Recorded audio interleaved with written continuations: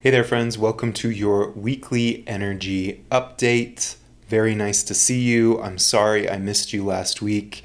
I definitely missed you. I hope you missed me as well. Just was a very busy week last week and couldn't quite get around to making my video. So we are stepping into a very dynamic week ahead. It seems to be a kind of threshold of some sort where the old is getting dismantled and a fresh new way of moving is trying to sort of anchor itself into your life. This could be internally, it could be in certain situations in your life. However it's manifesting for you, it's going to be kind of a profound week in the coming days. So if you haven't already, like and subscribe down below. You can also click on one of the links down below and check out the one-on-one and group work that I do. Would love to see you in some other contexts as well. Let's check this out. First card for the week ahead is our Fool card, a sign of something fresh, new, expansive, making its way into your life. You can think of the Fool as, on the one hand, sometimes being sort of naive, not knowing what they're doing, but on the other hand, the Fool has a quality of like expansive readiness, a freshness for life, a hopefulness, a willingness to take in the new, take in new information, take in new possibilities and potential. The Fool can be that quality of somebody that is fresh or new or sort of young to things. This can also be like the sage, somebody that has availability to listen to where life is trying to take them versus them trying to control it and make things happen. It's being clarified by the Three of Swords, which can be a sign that with this expansive, fresh, new possibility, you might also run into some places where previously, when you opened yourself up or when big hope or big energy started to come in, you were hurt. And so you might start to feel a bit of that scar tissue this week where something new is showing up, but there's a place in you that goes, ooh, can I trust this?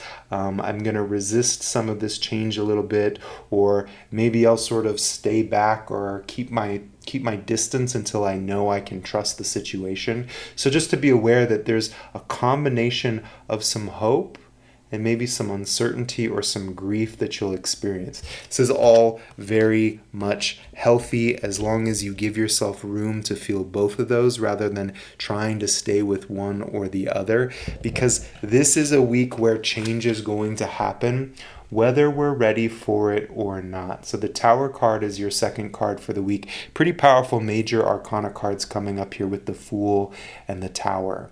This piece that is trying to change in your life is coming to that point. Again, this might be something that you're very much aware of, a old relationship or a relationship with old flavors to it, a job that's no longer working for you. This can be an identity transformation. Whatever it is, something important is starting to dissolve in your life. It's being clarified by the Ace of Pentacles, which is such a good sign. So I would say that the Tower in general, if we have a like progressive evolutionary developmental trajectory in our life, the Tower is a great sign. It means something old and rigid is crumbling down so that something more dynamic, more fluid can come forward. This is definitely an affirmation that that is what's happening here. The Ace of Pentacles is like fresh new shoots of life, fresh new types of stability, fresh new ways of being in relationship to finances, being in relationship to security, being in relationship to your vital health are coming forward. Something old is dissolving and falling down, which can be very uncomfortable, but it's kind of like as that's happening, you're also getting this new growth, new possibility, new potential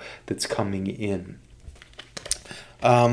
For me, I'm always going to look at some of these pieces as being like inner alchemy qualities. So there's the piece with this the Fool card of like something new and fresh that can come in, something that is bringing a lot of hope, and then you're touching some of that protective quality.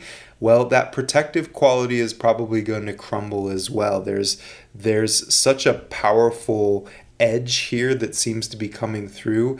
Again, this could be something external like work situations or financial situations or relationship situations, but I also really feel the identity piece here, that something of your identity is going through a change as well, and those things can rhyme. Often what's happening in here is being mirrored externally as well. Final card for the week ahead is our Nine of Wands. And this makes a lot of sense too with what we've seen so far. So there's something that's changing and shifting. You're sort of opening in a new way. There's elements that are dissolving. And then you have this Nine of Wands, which can be a little bit like careful, protective. It's kind of like the retractory period, or I'm not saying that right, the refractory period after there's been a big swell. There's something that kind of comes back, wants to be a little bit protective. My advice with this is to go with it. You can see in the image, he's got sort of a wall of wands up, this Nine of Wands. He's got a bandage on his head. He looks a little protective and careful. It's okay to honor the parts of yourself that need things to slow down a little bit. You might need to cocoon a little bit or take some time or some space for yourself. Honor that. Really important to be doing that. Not a great week to be overdoing it, to be spending too much time with other people or stretching yourself too much. It's okay to give yourself a little bit of ease. This is also a sign that you're getting close to a pretty good size breakthrough. So with this week where there's a lot of growth and change and shifts happening, you're also coming to the end of an important chapter. It's being clarified by the Three of Wands, which almost has the exact same kind of rhythm that we see here. There's both either on one side a big opening and a bit of a protective piece, or on the other side something dissolving with new life coming through. This really interesting balance here. And this is here too, a bit of protection in preparation for positive, progressive new steps. You are in a healthy waiting period by the end of this week. It's kind of like something's shifted. There's something that's reorganized itself in your energy or in your life. And now you can just kind of hold back and wait for the next thing that's coming, because it's going to be more aligned than it was before. Very juicy week here. Advice card for your week ahead is our Six of Pentacles. The willingness to reach out for support when you need it. So letting yourself be resourced, letting yourself be supported by others, being willing to ask for help if it's needed here, and also making sure that you're putting your time, your attention, and your energy in places that are going to ultimately grow. It's not helpful at this point to be investing your time, your energy in places that are already falling away, or areas that you know are just kind of quicksand. They're not actually receiving from you, and it's not actually bringing anything back to you. So being precise with where you're putting your energy this week. All right. Lovely to be with you. Like I said, like, subscribe. Always good to see you. I'll see you soon. Take care.